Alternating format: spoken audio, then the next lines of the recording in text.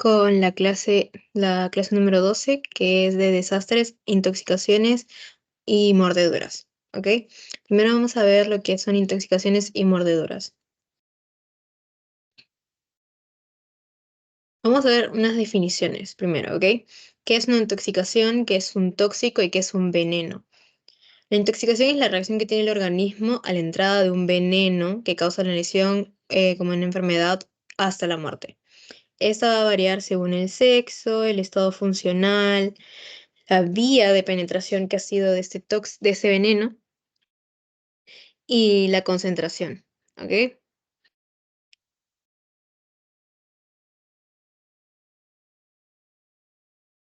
La definición de tóxico sería cualquier sustancia sólida, líquida o gaseosa que en una concentración determinada va a dañar a los seres vivos. Es decir, la medicina, los medicamentos son tóxicos si es que uno lo consume inadecuadamente, por ejemplo, ¿no?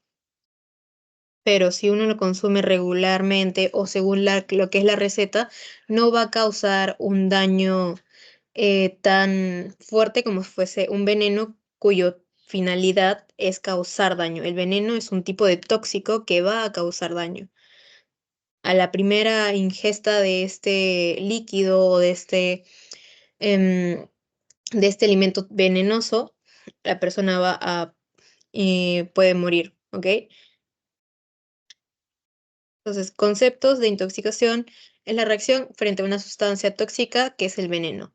El tóxico es cualquier sustancia sólida que en grandes cantidades puede dañar a los seres vivos. Y el veneno es un tóxico, un tipo de tóxico cuya finalidad es causar daño. ¿Ok? Epidemiología. Nos dicen en la teoría que 4% de las admisiones hospitalarias por toxicología requieren hospitalización. Es decir, que los venenos o los tóxicos son bueno, son regularmente eh, perjudiciales, ¿ok? También nos dice que las sustancias frecuentemente implicadas son sustancias limpiadoras como cloro, el POET, por ejemplo, analgésicos y cósmicos. Fisiopatología. Como algo ligero, porque si no se van a confundir un poco. En fisiopatología de las intoxicaciones, por ejemplo, si una persona consume un órgano fosforado, que es por ejemplo, un pesticida, estos organofosforados van a inhibir la acetilcolinesterasa, que es una enzima crucial en el sistema nervioso. Esta acetilcolinesterasa va a producir una acumulación de acetilcolina, que es un neurotransmisor muy importante. ¿Ok? Esta acumulación de acetilcolina va a producir una hiperestimulación e interrupción de la respuesta nerviosa.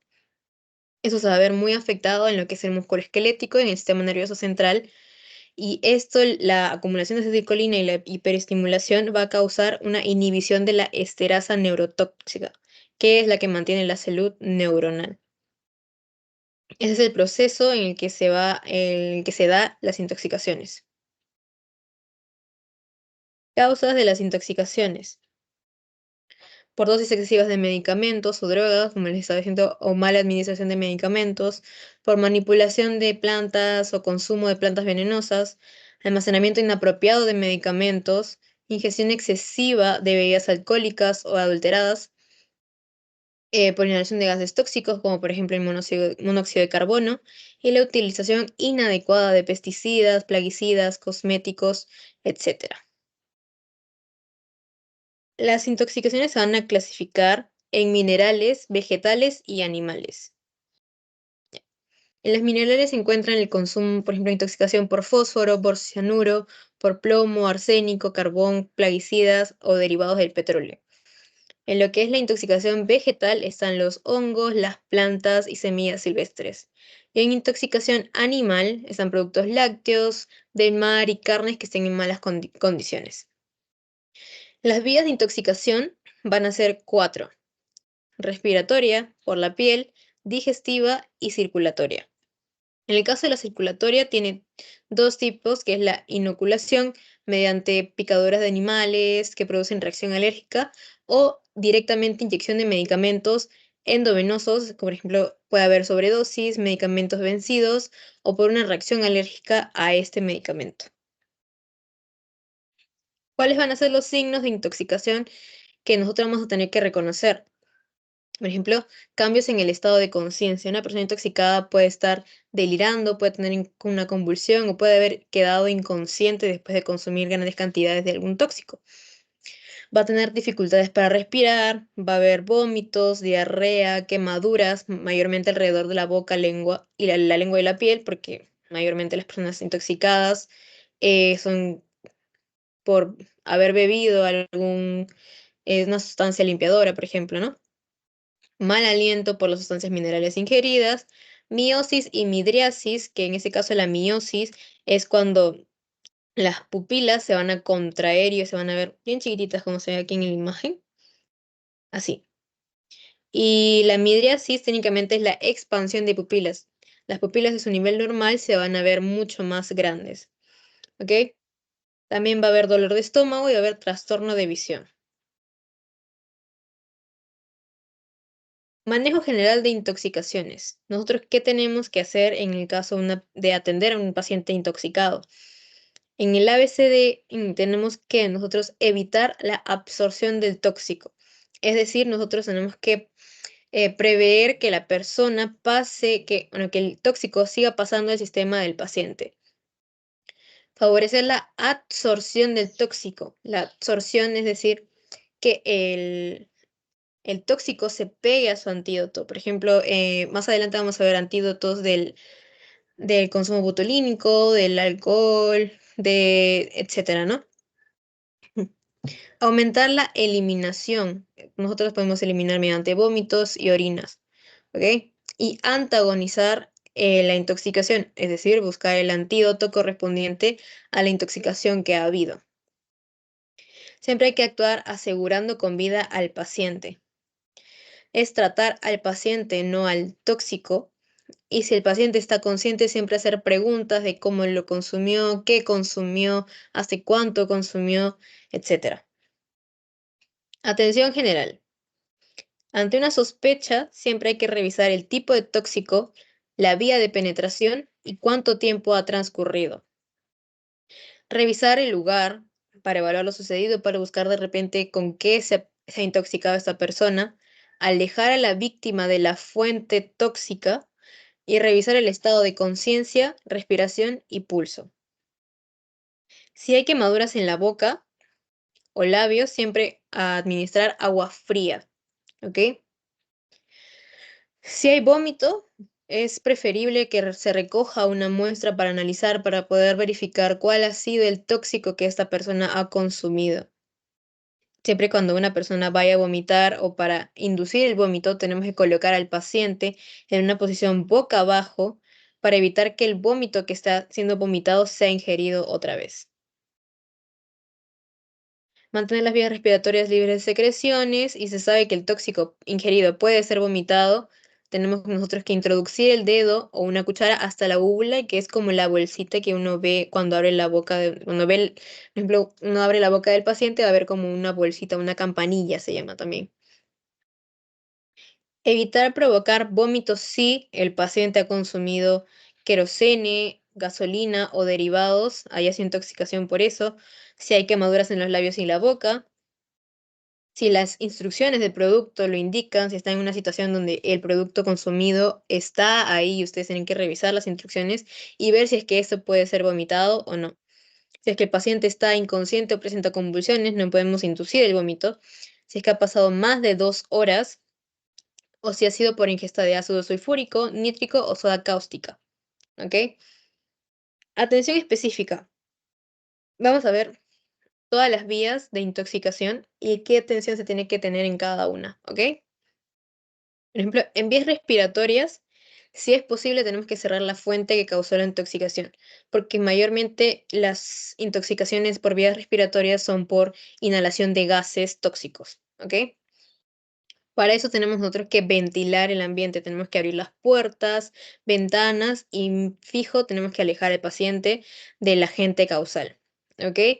Prevenir o atender el shock, quitar la ropa impregnada de gas y cubrir al paciente con una cobija, siempre verificando la temperatura, evitar encender fósforos o focos para evitar generar explosiones, y si es que hay un paro respiratorio por demasiada inhalación de este tóxico, siempre hay que hacer respiraciones de rescate. Por ejemplo, un tóxico que es bastante común por la gente que se intoxica con monóxido de carbono. Por ejemplo, en habitaciones cerradas, garajes con gas de carros, en cocinas por estufas de gas. No sé mucho, pero bueno, dice síntomas. Si el paciente está consciente, los síntomas que va a presentar va a ser obnubilación, no va a poder ver bien, intenso dolor de cabeza, vómito, y en el caso de que el paciente esté inconsciente, va a haber flacidez, dificultad para respirar y coloración rosada. ¿Cuál va a ser el tratamiento para los pacientes que han sido intoxicados por monóxido de carbono? Tenemos que apartarlos y llevarlos fuera del lugar para que pueda respirar aire con aire oxigenado, darle respiración asistida si es que es necesario, y tenemos que mantener el oxígeno del paciente al 100%. ¿Ok? Ahora vamos a ver lo que son las intoxicaciones por piel, por la vía de la piel. Siempre aplicar chorro de agua con la ropa puesta para eliminar el tóxico. ¿Ok? Nosotros tenemos que usar guantes porque si no, nosotros también podemos quedar intoxicados por lo que le haya caído a ese paciente, ¿no? Evitar tocar la piel del paciente, retirar la ropa mojada y continuar bañándolo por si es que ha quedado algún rastro de tóxico. Y si es que el tóxico ha caído en los ojos del paciente, tenemos que separar los párpados y lavar con agua por aproximadamente 15 minutos. Uno de los más comunes, por ejemplo, por insecticidas, tenemos eso está en el consumo de frutas y verduras sin lavar. La mayoría de las intoxicaciones se dan por los organofosforados, que son los insecticidas. Los síntomas: diarrea, salivación profusa, hipersecreción respiratoria, vómitos, paro respiratorio, fasciculaciones y temblores. ¿Cuál es el tratamiento? Si es que la persona ha ingerido los insecticidas, provocar vómito. Si ha habido contacto con la piel, siempre limpiar con agua y jabón. Vigilar los signos vitales y administrar atropina para reducir los efectos. Entonces, en los insecticidas, atropina. ¿Ok? Ahora vamos a ver por vías digestivas. Cuando una persona se intoxica por vía digestiva, no tenemos que dar leche. Más bien tenemos nosotros que controlar la respiración del paciente y provocar el vómito. En el caso de que haya sido, por ejemplo, alcohol metílico o alcohol etílico. Y siempre recoger muestra para el análisis si es que hay algún componente extra. Tenemos la intoxicación botulínica por el Bacilo Clostridium botulinum. Ese se desarrolla en condiciones anaerobias, es decir, en condiciones sin oxígeno, de conservas de carne, pescados, vegetales. Una toxina de este botulínico, 1 miligramo mata a 100 personas. ¿Ok? Es bastante fuerte, pero esta toxina que tiene se va a destruir cuando tú cocinas la carne. Es decir, que eso no se va a presentar en alimentos cocinados.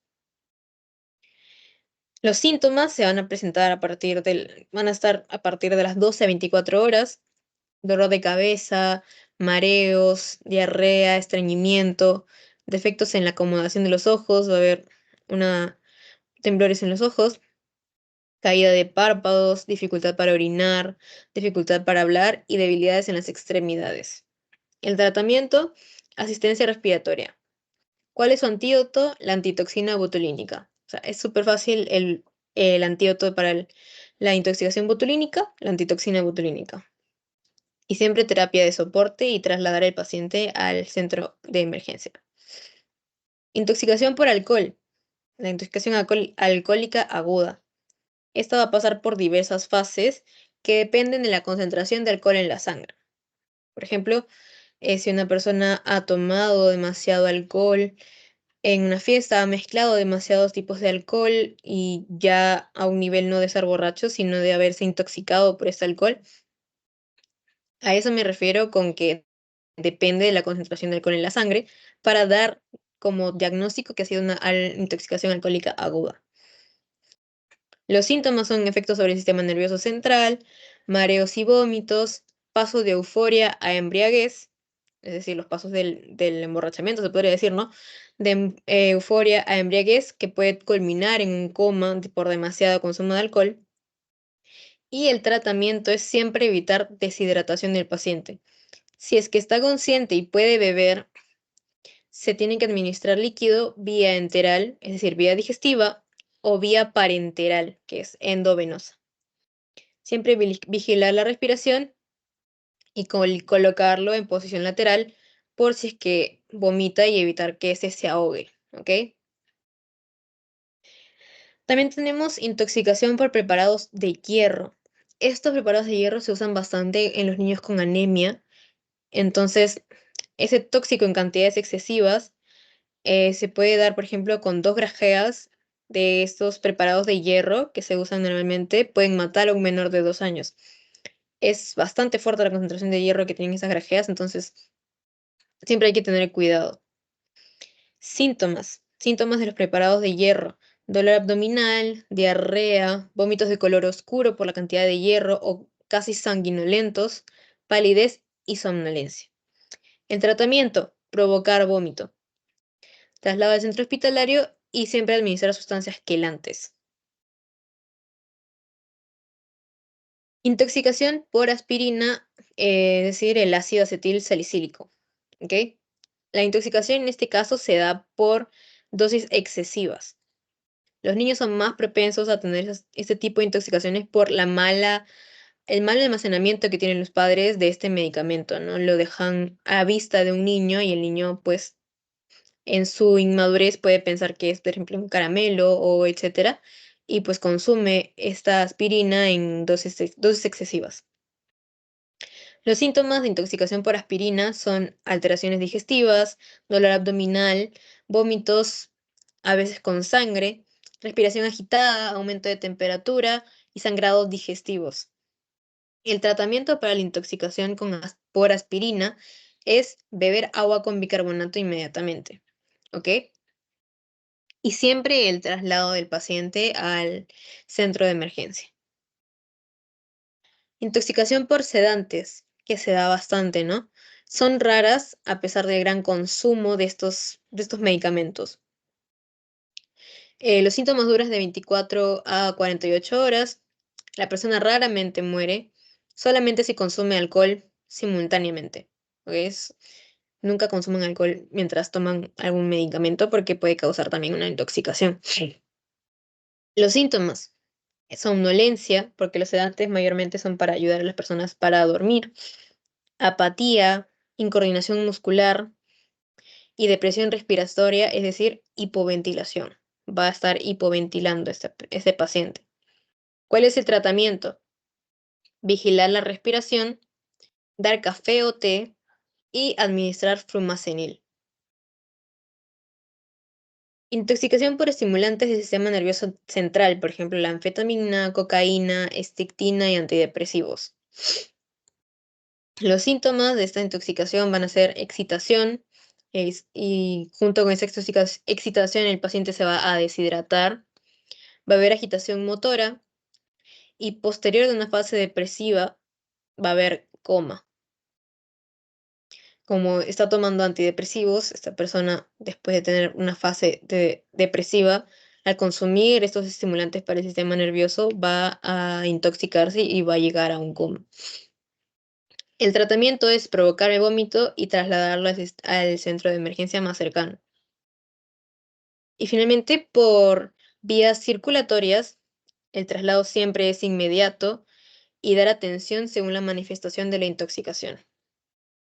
Otros intoxicantes son el cianuro, los hipnóticos como son las drogas, los medicamentos específicos como los antihipertensivos, opiáceos, anticoagulantes, heparinas, etc. En la prevención de las intoxicaciones, los productos químicos siempre tienen que estar guardados fuera del alcance de los niños, pero estos, si ustedes se ponen a leer las instrucciones, tienen un, un nivel de temperatura a los que tienen que estar, ¿no? Siempre tienen que tenerlo en un lugar con buena ventilación para que estos no se malogren. y evitar una intoxicación a futuro por mal almacenamiento de este medicamento. No poner productos químicos en otros envases diferentes al original para evitar confusiones. Siempre los medicamentos en los botiquines. Leer siempre las instrucciones de uso. Usar aerosoles en lugares ventilados, nunca en lugares cerrados. Usar mascarilla de manipular, por ejemplo, pintura, querosene o fumigantes para evitar intoxicación por vías respiratorias. Siempre lavarse las manos luego de utilizar productos químicos. No utilizar productos alimenticios enlatados que tengan huecos o estén vencidos o se haya visto que lo hayan abierto. Ni, como les decía hace rato, no mezclar nunca medicamentos con alcohol y botarlo vencido y podrido, ¿ok? Ahora vamos a pasar con lo que son picaduras y mordeduras. ¿Qué es una picadura? La picadura es una herida punzante que va a ser producida por insectos, artrópodos y animales marinos. Esos animales van a inyectar toxinas, las que van a generar una reacción sistémica o local, depende del tipo y la cantidad del tóxico. Se van a complicar por infecciones secundarias de la piel o tejido celular subcutáneo, que técnicamente es de la piel, la grasita. Son comunes en la actividad al aire libre y las más frecuentes son por insectos o por arácnidos. Las más frecuentes de avispas, abejas, mosquitos y las que tienen aguijón son las abejas, avispón y la mamangava. Vamos a hablar de dos insectos que son los que más causan picaduras, que son la abeja y la avispa. ¿Ok? La abeja tiene un cuerpo más grueso y más peludo, es de color anaranjado, casi marrón, y tiene franjas negras. El aguijón es chiquito, es como un garfio, con pequeños garfios, es chiquitito, con varias, como si fueran pincitas. Y es la abeja, al picar, va a morir. Es decir, al intentar quitar el aguijón de la zona en la que te haya picado, va a morir la abeja. En el caso de la avispa, va a tener un cuerpo más estilizado, con una cintura un poco más delgada. Este va a ser de color amarillo a comparación de la abeja, que es color casi marrón, junto con franjas negras. El aguijón va a ser liso y la avispa sí puede picar varias veces y es la que más causa las reacciones alérgicas. La picadura de abeja. De características tiene que son leves, pero causan dolor intenso y una pápula que es como un bultito, que es como un ligero edema chiquitito. El aguijón de la abeja, como les decía, esta va a morir al tratar de sacarlo, entonces el aguijón se va a quedar clavado en la piel. Se va a producir edema y prurito por algunos días. La reacción alérgica. La primera picadura va a tener una reacción local, se va a poner un poco rojo, va a picar, etc. La segunda picadura ya va a haber una reacción alérgica un poco más generalizada en casilla. Por ejemplo, si te ha picado en el brazo, en la primera picadura va a haber una zona roja, pero ya en la segunda picadura puede haber una reacción alérgica un poco más amplia. Y en la tercera picadura puede haber ya hasta un choque anafiláctico, que es decir, por ejemplo, una reacción alérgica masiva, ¿no? Complicaciones que tienen las picaduras de abejas es que cuando son múltiples o si son en cara y cuello son bastante graves. Si la víctima es recién nacido o un niño o anciano, siempre hay que tener cuidado. Y si la persona es hipersensible al tóxico inoculado, es decir, si esta persona es alérgica a las picaduras de abejas, va a ser bastante grave ¿cómo se llama? La consecuencia. Y el tratamiento va a ser intentar retirar el aguijón sin comprimirlo, porque si lo comprimimos va a salir lo que es el tóxico del aguijón. Siempre hay que limpiarlo con agua y con jabón y aplicar hielo sobre la zona. Hay que siempre estar alerta por la posibilidad de una reacción alérgica. Nosotros no sabemos si es que esa picadura ha sido la primera, la segunda, la tercera. ¿Ok? En cambio, la picadura de avispa, lo que la va a caracterizar es que son más peligrosas y son más agresivas. Como les había dicho, las avispas pican varias veces sin perder el aguijón y su toxina produce efectos mucho más severos. La reacción local se va a ver cuando se produce enrojecimiento y edema en una zona más amplia. El tratamiento va a ser limpieza con agua tibia después de hielo o anestésico local. Y si hay signos de compromiso sistémico, si nosotros vemos, por ejemplo, que nuestro amigo que ha sido picado por una avispa está teniendo una reacción alérgica bastante masiva, tenemos que trasladarlo al centro de emergencia. Prevención de las picaduras de insectos. En época de calor, siempre si alguien bebe algo azucarado, comprobar que no hayan abejas ni avispas cerca. Si alguna avispa o abeja se posa en tu brazo, en tu espalda o en algún otro lado de tu cuerpo, no le espantes porque esta puede picarte en ese momento. ¿Ok? Si va a utilizar ropa que estuvo en el suelo, siempre primero hay que sacudirlo porque no se sabe si es que este insecto ha ingresado por algún huequito y esté adentro y las posibilidades de que nos pique va a ser bastante altas. Siempre advertir a los niños que no se jueguen con los nidos o panales de abejas.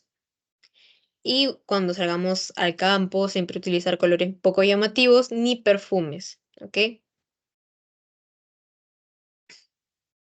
Ahora vamos a ver las picaduras de arácnidos. El escorpión, la picadura de escorpión se va a caracterizar por ser dolorosa, pero la mayoría son inofensivas. De las 1500 especies que hay de escorpiones, solamente 30 son peligrosas. Estas van a ser más graves en niños, en ancianos y mascotas. La reacción local lo que va a dar es que la mayoría de síntomas no son graves, va a ser nada más dolor o ardor. Va a haber parestesias, lo que significa que va a haber hormigueo o como una quemazón en la zona donde ha picado el escorpión. Y no va a haber ni enrojecimiento ni edema. Cuando hay una reacción sistémica en los niños, por ejemplo, va a haber un dolor intenso, va a haber contracción muscular, el niño va a estar babeando y va a estar en sudoración masiva. Cuando hay una reacción sistémica, siempre tenemos que llevarlo al centro asistencial. Para el tratamiento de la picadura de escorpión, siempre hay que lavar y enjuagar con agua tibia, aplicar hielo o antihistamínicos también. Y si el escorpión le ha picado a un niño, siempre hay que trasladarlo. Por picaduras de araña, las características son que sus síntomas son leves y no requieren tratamiento. De 50.000 especies de arañas, solamente hay 24 que son peligrosas. De estas, vamos a ver dos tipos de arañas, que es, por ejemplo, la Loxoceles laeta, que es la araña de casa, que siempre por ejemplo, cuando alguien no se limpia mucho tiempo, es la que mayormente se ve. Solamente se muerde cuando se ve atrapada, cuando se ve amenazada. Una actividad citotóxica que tiene la Loxoceles laeta es que va a haber un daño a nivel endotelial de glóbulos rojos. Y va a haber signos de insuficiencia cardíaca, congestión y edema pulmonar. Ya es, por ejemplo, en un caso bastante grave, ¿no? Varias veces de picadura de esta araña. Y en actividad neurotóxica puede haber paros en superficies neuronales.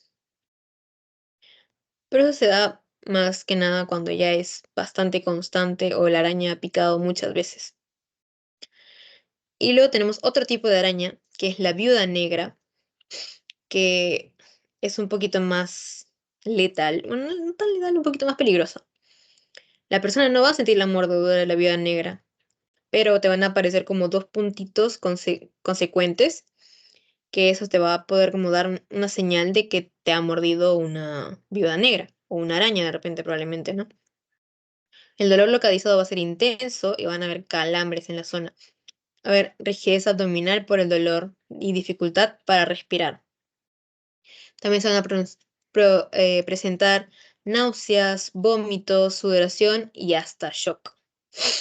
En los primeros auxilios de las picaduras de la viuda negra, lo que tenemos que hacer es primero lavar la herida, aplicar compresas frías, inmovilizar la zona afectada y atender signos de shock y trasladar.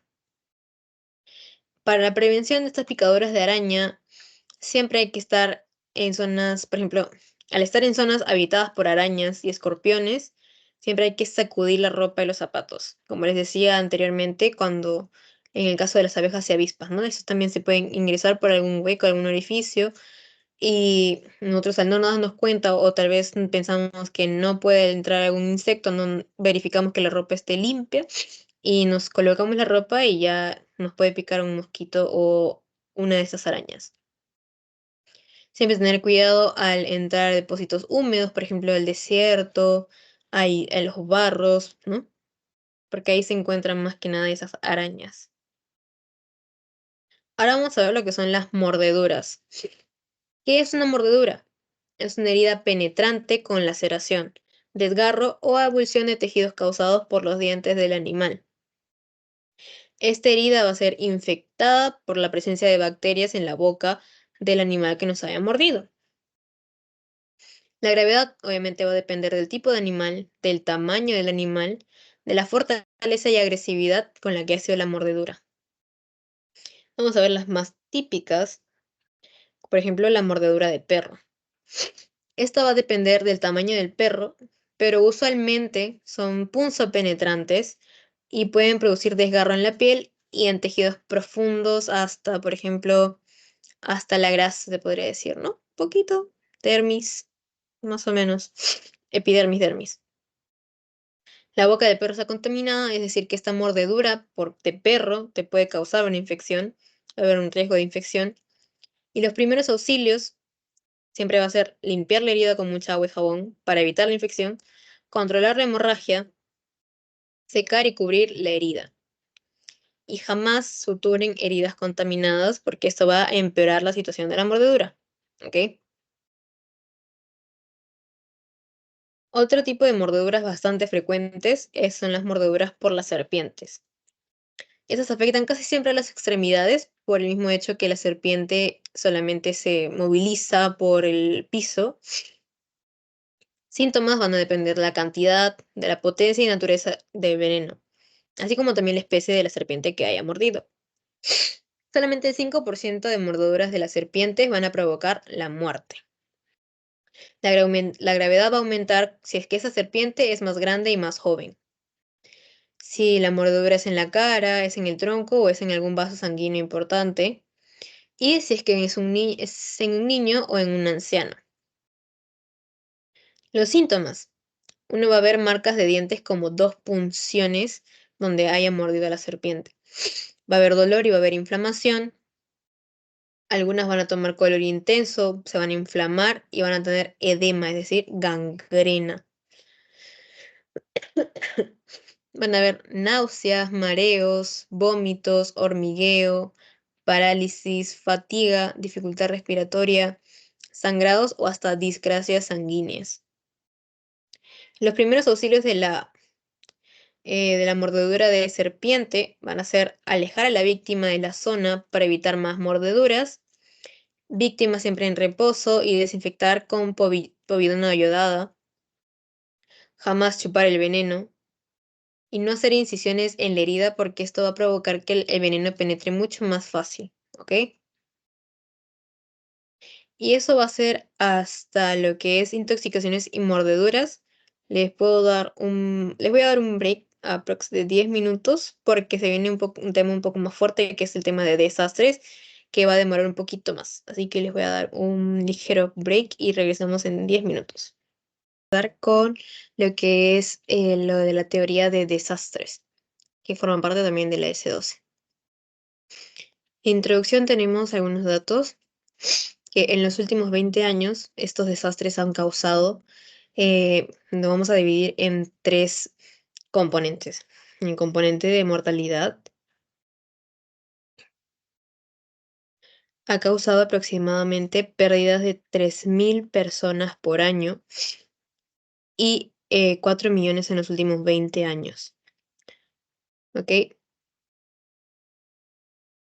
Por incidencia han afectado por lo menos 800 millones de personas, tanto sea económicamente en sus viviendas, en lo que es salud también. Y económicamente ha habido una pérdida más de 50.000 millones de dólares en daños, tanto es en medio urbano como rural. Para poder distinguir qué es una emergencia y qué es un desastre, vamos a definirlos, ¿ok? Una emergencia es un evento inesperado que va a ocurrir debido a una combinación de factores conocidos y naturales. Esta emergencia no supera la capacidad de la población o de la comunidad para responder y manejar los efectos que haya causado. ¿Ok? Es decir, que nosotros podemos resolver lo que es una emergencia. En el caso del desastre, es una situación en la que un evento, sea natural o causado por el hombre, va a provocar daños graves. El evento es tal que la comunidad afectada no va a poder recuperarse por sí mismos. Entonces, a comparación de la emergencia, en el desastre la comunidad o la población no va a poder, em, digamos, subsanar lo que haya sucedido en el desastre, ¿ok? Los desastres se van a clasificar. Tenemos de desastres naturales, bueno, ya sabemos que el problema social o económico haya sido detonado por un fenómeno de la naturaleza porque excede la capacidad de la respuesta de la comunidad. En desastres naturales tenemos a los terremotos, tsunamis, erupciones volcánicas, tormentas, etc. En la clasificación de desastres tecnológicos, se podría decir que son situaciones que resultan de la intervención humana, de accidentes que involucran sustancias o sustancias químicas peligrosas o equipos químicos peligrosos. Por ejemplo, son los incendios, las explosiones, los derrames de sustancias químicas y la contaminación ambiental. Aquí hay un cuadro que está en tu PPT de teoría que dice que a los desastres naturales se les va a dividir según su origen. El origen del interior de la Tierra vendrían a ser los volcanes y los terremotos. En la superficie continental serían los desprendimientos y los deslizamientos, y en los agentes atmosféricos serían los huracanes, inundaciones, sequías y olas térmicas. Vamos a ver un poco más de cada uno de estos. El terremoto es el movimiento de las placas tectónicas, ¿ok? Movimientos de corteza que van a deformar rocas del interior, acumulando energías que liberan en ondas que sacuden, ¿ok? Como les decía, son movimientos de la placa tectónica. En este caso, en el Perú la más importante y la más peligrosa es las placas de Nazca, ¿ok? Las consecuencias que dan estos terremotos va a ser que, a ver, el deslizamiento va a causar que piedras y tierra desciendan por las montañas, causando mucho más daño de lo que probablemente haya causado el movimiento en sí. El terremoto se va a medir en varias escalas, pero la escala más famosa y la escala más usada es la escala de Richter, ¿ok? Esto va a representar la energía que ha liberado el cambio de las placas tectónicas y se va a basar en el registro sismográfico. Cada punto de aumento no va a significar un aumento de un punto, 2 puntos, sino va a ser un aumento de 10 o muchas más veces mayor de la magnitud de la onda. La energía liberada va a aumentar 32 veces.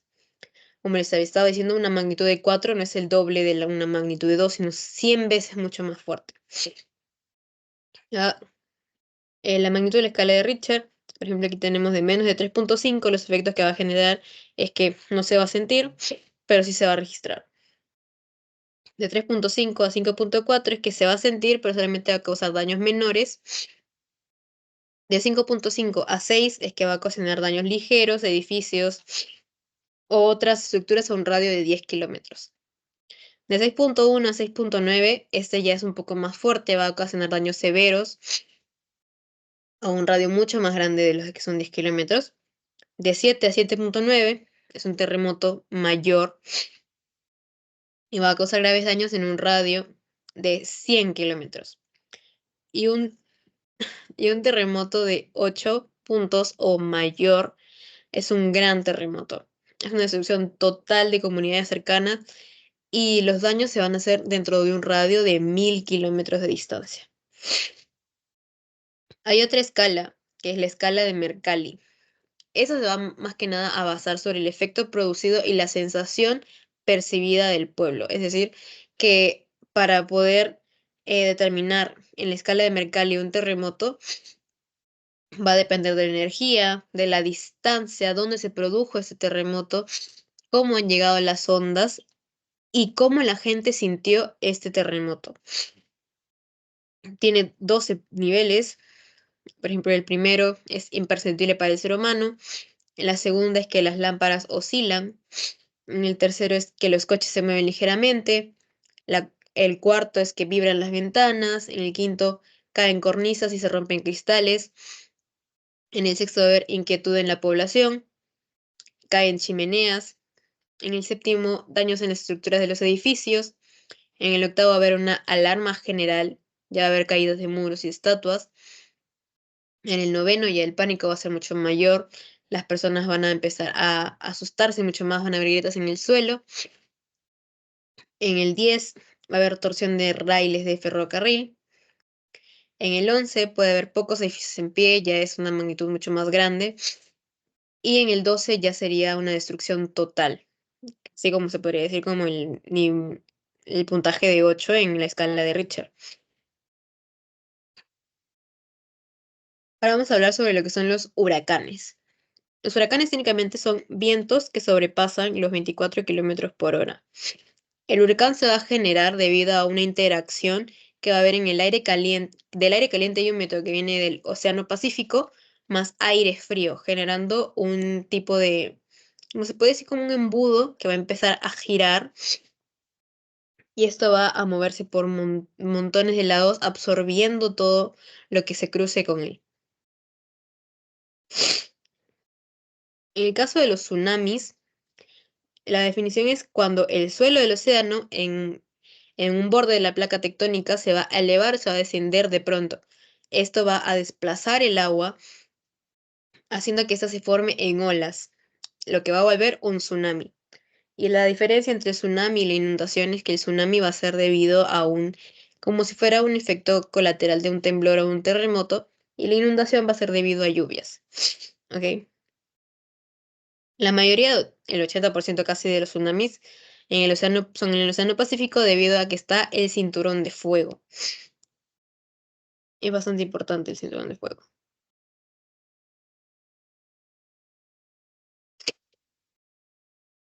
Luego tenemos las erupciones volcánicas.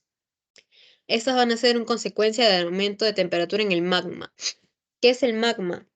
Técnicamente, antes de que esto se convierta en lava, el magma va a ser como una piedra mucho más profunda que va, debido a la temperatura, va a evolucionar a lava. ¿Ok?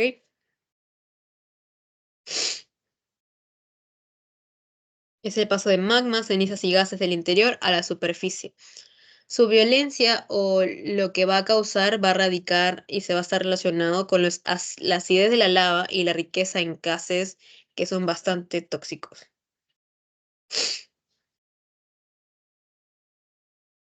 Luego tenemos a los derrumbes, ¿ok? Que es el movimiento descendente del suelo, rocas y materiales orgánicos bajo efecto de la gravedad. Técnicamente, todos estos componentes que acabo de mencionar van a caer en una pendiente, ¿no? Es cuando esta masa va a desprenderse y va a bajar por ejemplo, por la montaña y van a formar una pendiente, es decir, un segmento en una superficie plana, ¿ok?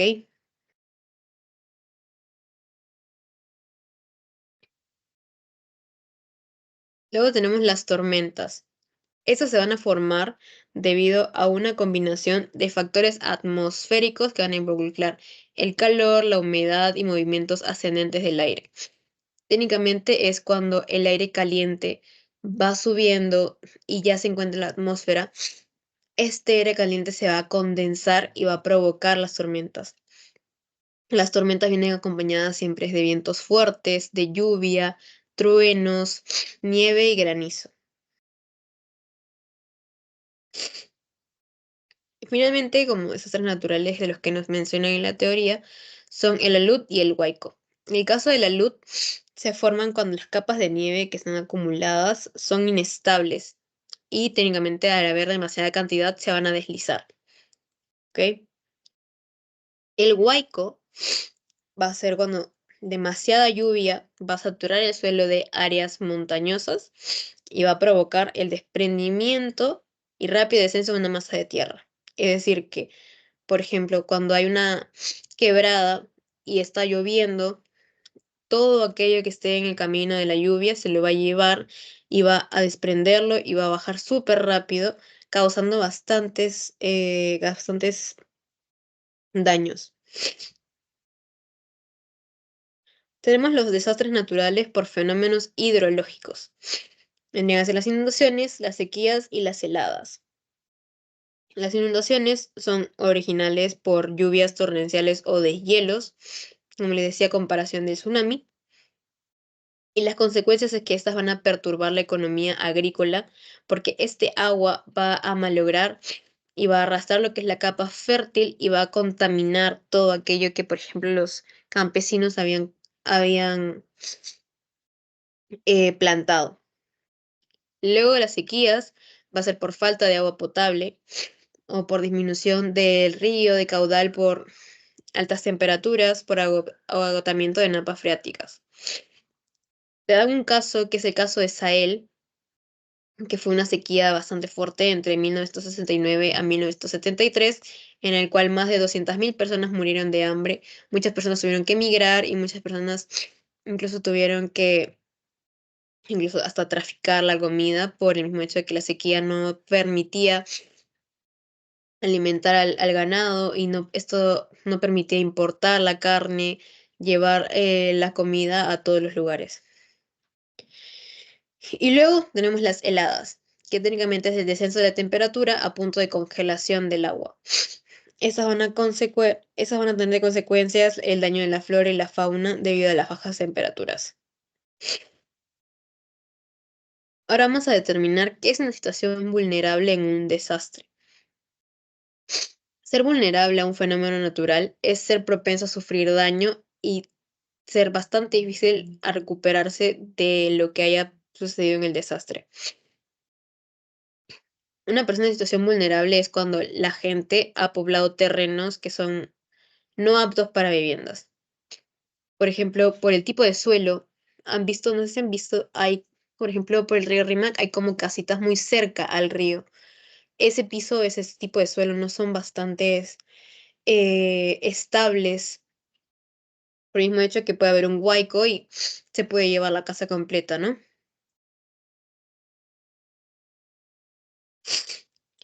Cuando las construcciones son sin buena base o cimientos, hechas de material inapropiado o hechas, por ejemplo, de material que no tiene una buena resistencia, sin columnas, eso va a llevar a una persona a estar en situación vulnerable.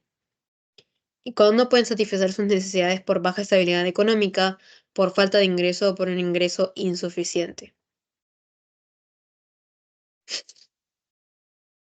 ¿Cuándo ocurre el desastre? El desastre ocurre cuando la capacidad de la comunidad no va a poder abarcar todos los daños que ha causado el suceso, ¿ok? Y para eso lo vamos a medir en riesgo, amenaza y vulnerabilidad. El riesgo es la probabilidad de que la amenaza cause un impacto negativo en personas, bienes o en el medio ambiente. La amenaza es un evento o condición potencial que puede causar daño o perjuicio. Es decir, es una condición potencial, ¿ok? Puede ser natural o provocada por el hombre. Entonces, la amenaza es una situación, es un evento que va a causar daño. Sin embargo, el riesgo es la probabilidad de que esta amenaza vaya a suceder. Entonces, tenemos una ecuación que es el riesgo va a ser igual a la amenaza por la vulnerabilidad. Uy, me voy a decir que es vulnerabilidad. Ok. Vulnerabilidad es el riesgo interno de una persona o sistema expuesto a una amenaza. Ok. Ahora sí. El riesgo va a dar igual a la amenaza por vulnerabilidad. Es decir, el riesgo va a ser mucho más alto cuando la amenaza esté bastante alta, al igual que la vulnerabilidad. ¿Ok?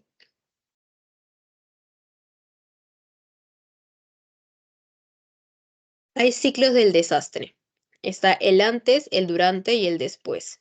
¿Qué tenemos que hacer nosotros en cada uno de ellos? En el antes tenemos la prevención, mitigación, preparación y alerta. El orden es prevención primero, de ahí mitigación, de ahí preparación y finalmente alerta. 1, 2, 3, 4. ¿Qué vamos nosotros a hacer en prevención? Técnicamente lo que vamos a tener que realizar es reducir y prevenir para evitar que los fenómenos naturales causen un gran impacto o resulten en un desastre. Tenemos que intervenir la amenaza hasta eliminar el riesgo.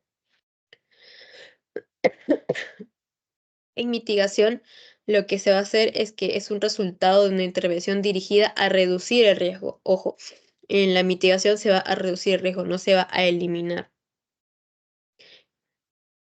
En prevención, si ya se eliminó el riesgo, no va a haber necesidad de hacer mitigación, pero si no se ha podido eliminar, seguimos con mitigación para reducir el riesgo.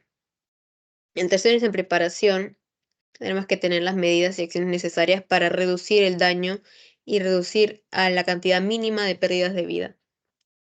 Para esto los que tienen que atender tienen que llevar capacitaciones, hay que tener un buen stock de medicamentos, etc. Y por último está lo que es alerta. Uy, no se me- así. Que es un estado que va a tener que ser declarado con el fin de tomar precauciones debido a una probable ocurrencia de un evento.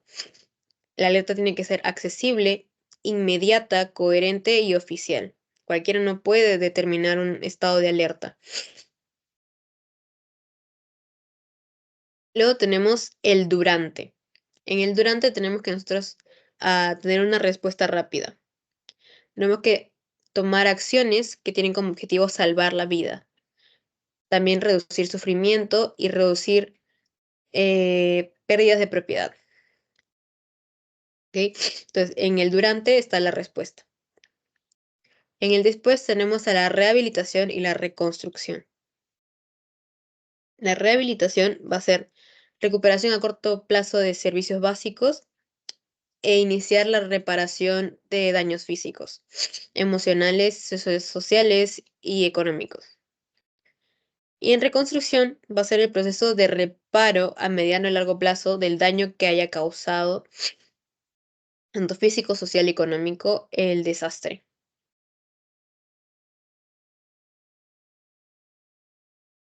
En los desastres, como va a haber bastantes consecuencias, van a haber mucha gente herida, va a haber mucha gente que va a morir, pero nosotros tenemos que atender en el caso de los desastres, a las personas con mayor probabilidad de vida, porque en el desastre lo que se va a priorizar más que nada no es salvar a la gente que está a nada de morir, ¿ok? Para eso vamos a usar el triaje.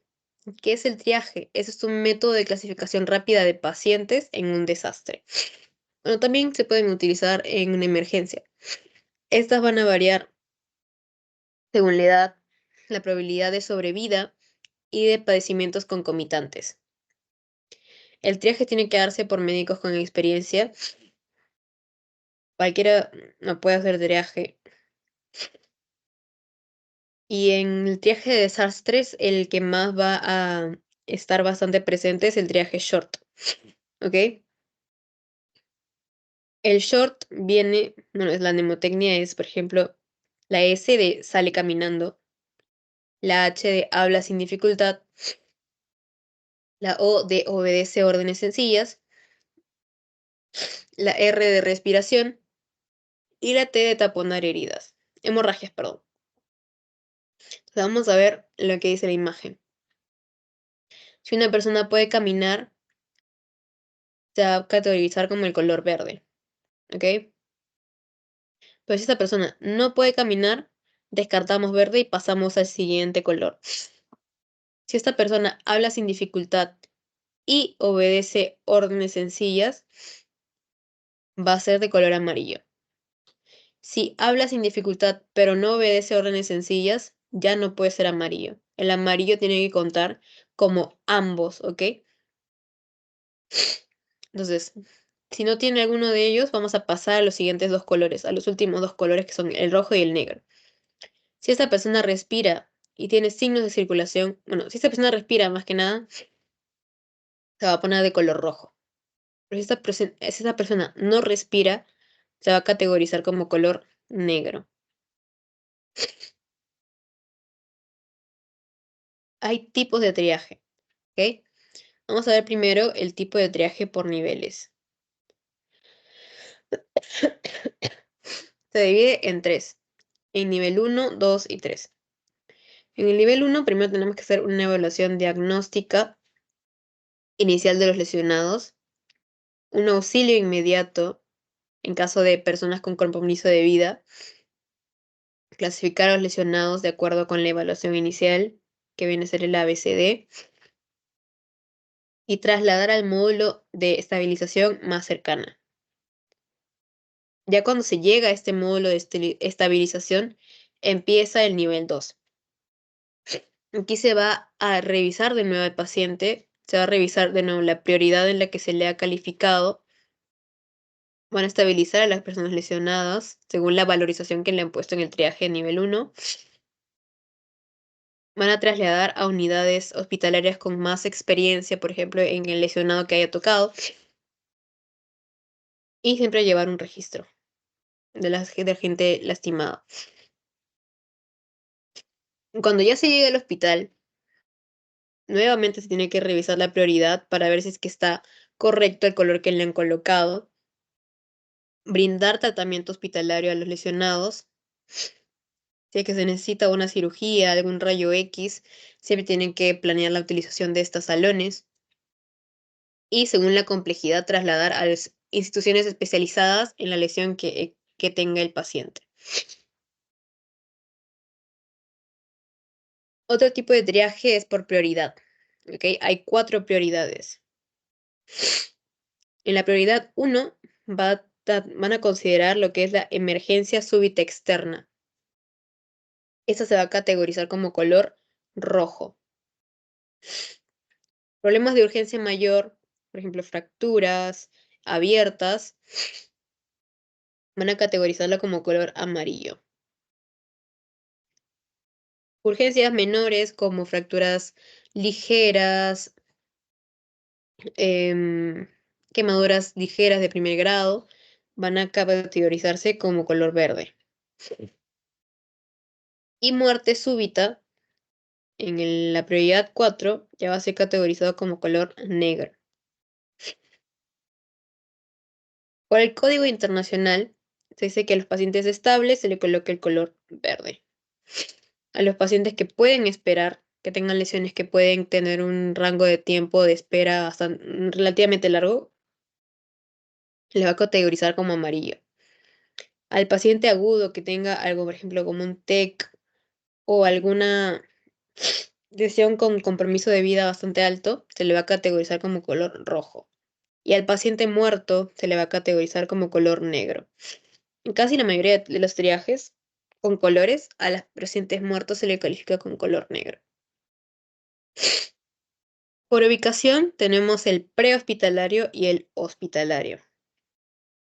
En el prehospitalario vamos a utilizar como base el triaje START.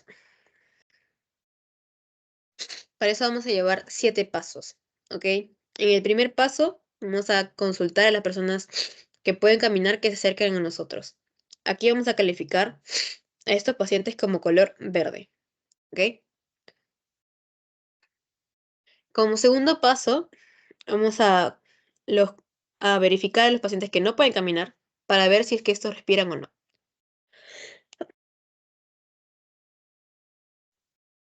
Perdón, ya. Como tercer paso, luego de acercarnos al grupo de personas que no caminan, si no respira, tenemos que decir que ya este es un color negro, ¿ok? Tenemos que evaluar también la potencia de la vía aérea y en este caso vamos a pasar al cuarto paso. Al evaluar la vía aérea, si esta está obstruida, vamos a calificarlo como color rojo. Si es que no está obstruida y está respirando este paciente, tenemos que evaluar la frecuencia respiratoria. Si la frecuencia respiratoria es mayor a 30, a este paciente se le va a clasificar con color rojo. En el sexto paso, vamos a ver si es que la frecuencia respiratoria es menor a 30. Están relativamente, no está hiperventilando. Tenemos que evaluar la circulación.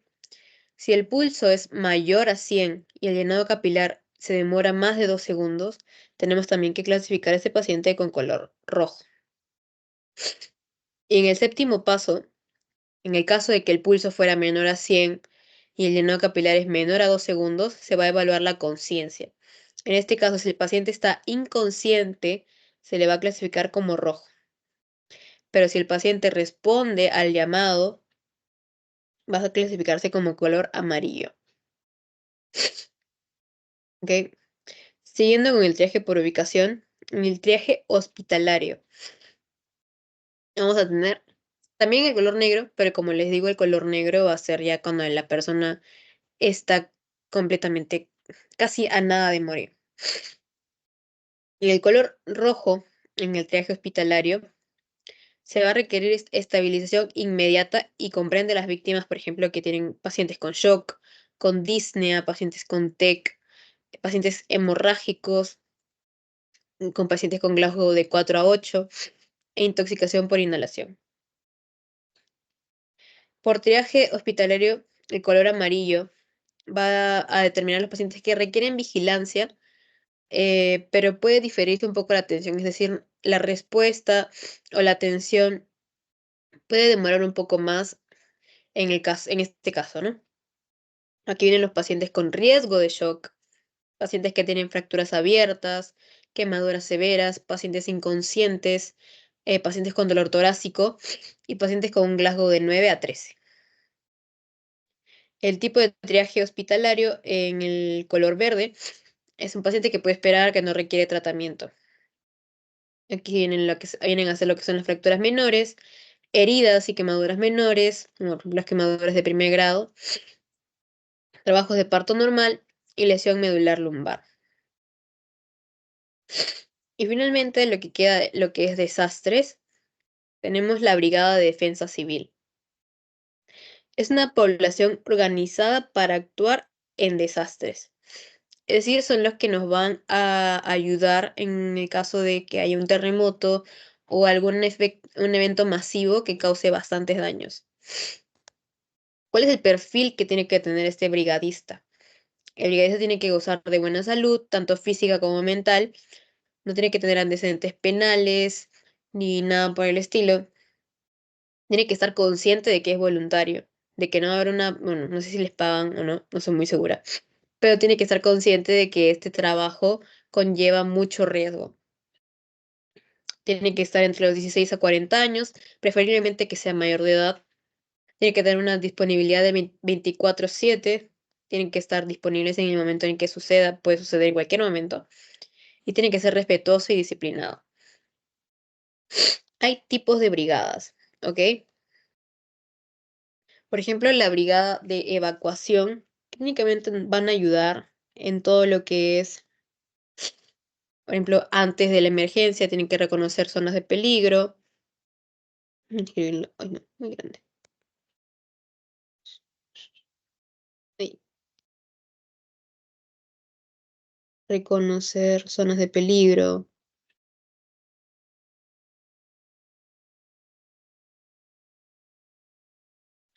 O cuando durante la emergencia tienen que abrir puertas de escape, hacer que el personal se encuentre en zonas de seguridad, calmar a sus compañeros en el caso de que alguno esté nervioso.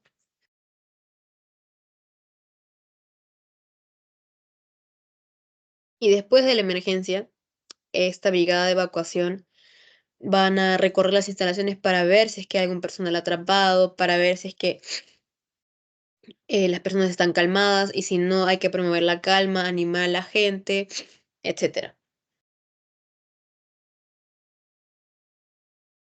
Abrir puertas de escape.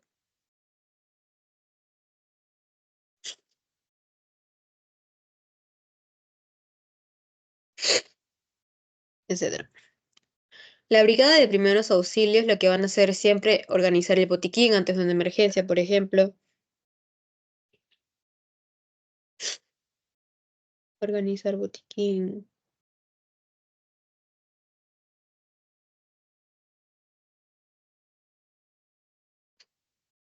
Durante la emergencia van a instalar zonas de seguridad para que para que ellos puedan brindar los primeros auxilios a las personas y ayudar a los compañeros que tengan alguna lesión menor y también estabilizar a las víctimas. Brindar atención rápida.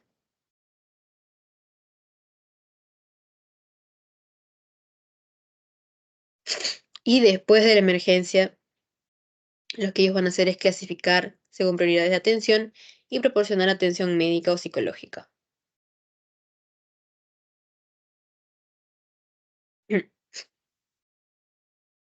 Clasificación de pacientes.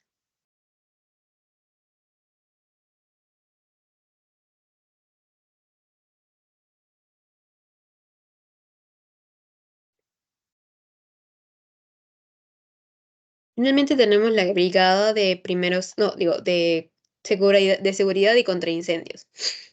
Estos ante una emergencia, antes de una emergencia, van a recibir instrucciones de cómo utilizar un extintor o algún otro material en el que se necesite para apagar fuegos.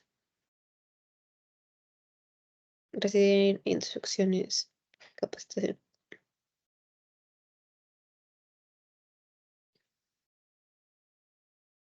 Utilización de extintores.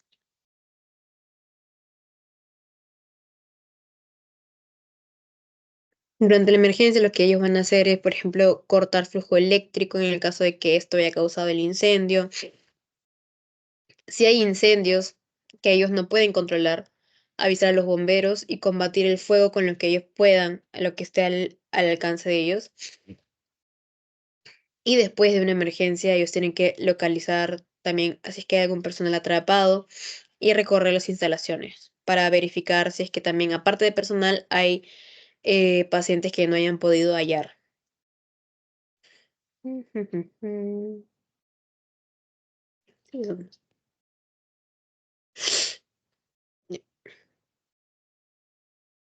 ahora vamos a ver lo que son las preguntas de su pasito. ¿Ok? La primera pregunta dice, se provoca vómitos en los siguientes casos de intoxicación. Aliento a queroseno o gasolina, no se provoca vómito. Si está consciente o está convulsionando, no se provoca. Bueno, ahí era si está inconsciente, perdón. Aquí sí está inconsciente. Inconsciente. Tampoco. Tampoco se provoca vómitos cuando una persona está inconsciente. Perdón, chicos.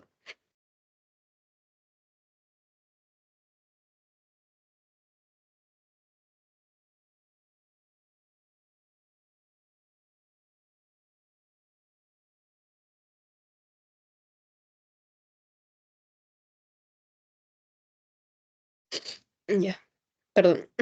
Ya.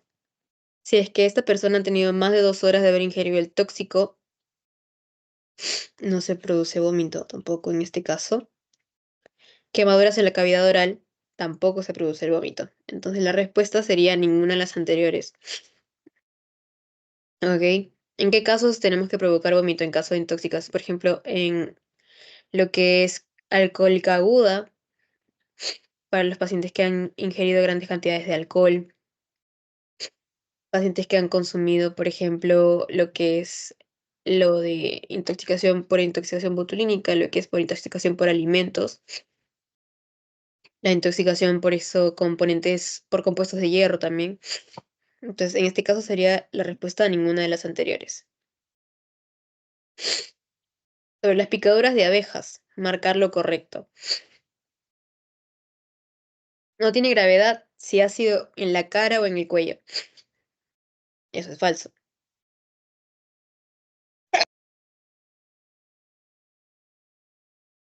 perdón, estoy un poco enferma. Bueno, bueno, las picaduras de abejas tienen bastante gravedad cuando son en la cara y en el cuello, entonces ese es falso. En la primera picadura solo se produce una reacción local. Eso sí es verdadero. Pero vamos a seguir viendo las demás opciones. ¿El riesgo de reacción anafiláctica se da desde la primera picadura? No, solamente en caso de personas que tengan una alergia a lo que son las picaduras de abeja. Y no existe riesgo de reacción anafiláctica cuando hay picaduras múltiples. Ese también es falso. No se da. Cuando hay picaduras múltiples hay riesgo de reacción anafiláctica. Entonces, la respuesta correcta sería, en la primera picadura solo se produce una reacción local. Es un signo de intoxicación por órganos fosforados, excepto. Tenemos lo que es la salivación profusa, las diarreas, la hipersecreción respiratoria y la tetania. ¿Ok? Salivación profusa en intoxicación de órganos fosforados, sí hay. Diarrea, también. Hipersecreción respiratoria, también. Entonces, la que no es sería la última. No hay tetania. ¿Qué es tetania? Es un trastorno que se va a caracterizar por el aumento de la excitabilidad de los nervios. Va a causar, por ejemplo, espasmos musculares, temblores o contracciones musculares involuntarias. La siguiente pregunta dice, sobre el triaje en desastres, marque lo incorrecto. Si puede caminar, es verde. Eso está bien. O sea, que no es la respuesta. No, no se podría decir. Sí, es la respuesta, sí. O sea, sí está bien. Si puede caminar, es verde. Está bien. Si no hay respiración ni signo de circulación, es negro. También se califica de negro. Si puede hablar y responder órdenes sencillas, es amarillo. También, según el triaje short, se califica como amarillo. Si respira o tiene circulación, es de color rojo. Se califica de color rojo también. Entonces, el triaje short no es útil en desastres. Esa es obvio que es la falsa, pues no. Esa es la falsa. Esa es la incorrecta. Entonces, esta es la que tenía que marcar en el pretest. Obviamente que el triaje short va a ser bastante importante en el desastre porque es un triaje bastante corto, ¿no? Solamente tiene 4 componentes que revisar y ya puedes tú verificar qué color es este paciente, ¿no? Y como última pregunta tenemos, eh, usted se halla en medio de un accidente automovilístico donde hay varios heridos. Uno de ellos es un adolescente de 15 años y usted realiza el triaje short, dando con lo siguiente. Este paciente habla con dificultad y no obedece órdenes sencillas. ¿En qué prioridad categorizaría a su paciente? A ver, entonces tenemos el triaje short. Short. ¿Sale caminando este paciente? No, por lo tanto no es verde. Habla sin dificultad y obedece órdenes sencillas. Tampoco, por lo tanto no es amarillo. Entonces, ¿qué nos queda? Los otros dos puede ser tanto rojo como negro. Pero en negro sería que este paciente ya está muerto. Entonces, ay no, no se dispara una calavera. Entonces, si este paciente ya está muerto, entonces el negro no sería, porque este paciente sigue hablando, a pesar de que habla con dificultad. Entonces, el color sería el correcto, el color rojo. Pero ¿en qué prioridad se determinaría el color rojo? En la prioridad 1 eran, ¿cuáles eran? Eh, prioridad 1. Emergencia de súbita externa. Sería de color rojo, pero en ese tipo de triaje. Pero un paciente, a ver, emergencia súbita externa sería prioridad 1, ¿ok? Entonces sería el color rojo. Sería prioridad 1. Creo que me equivoqué al marcar las opciones. Perdón, chicos. Pero sí es la prioridad 1, ¿ok? Porque prioridad 2 no es una situación de urgencia mayor, es una casi, bueno, o no. Perdón, vamos a revisar de nuevo el problema. Es una emergencia súbita externa técnicamente cuando ya el paciente está casi por morir, pero ese paciente no está casi por morir. Está diciendo que tiene una dificultad para responder y no puede obedecer órdenes. Entonces, es una prioridad número 2, una urgencia mayor, ¿ok?